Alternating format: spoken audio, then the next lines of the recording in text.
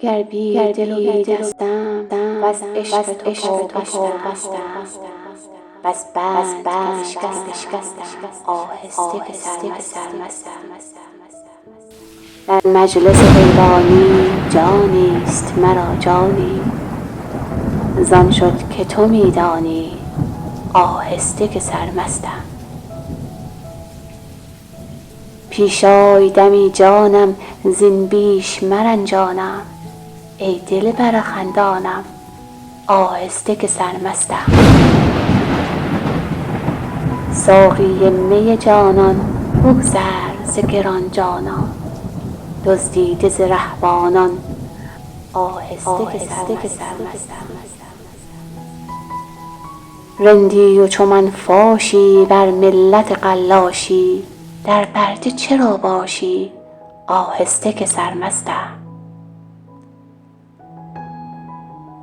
ای می بترم از تو من باده ترم از تو، پرجوش ترم از تو آهسته که سرمستم.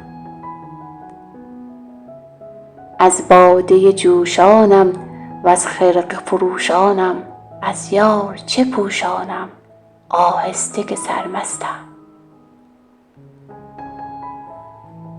تا از خود ببریدم من عشق تو بگزیدم، خدا چو فنا دیدم آهسته که سرمستم.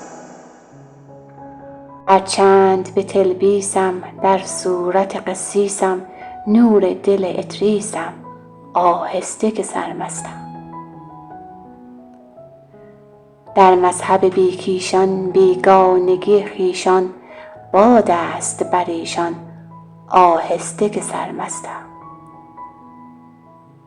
ای صاحب صد دستان بیگاه شد از مستان،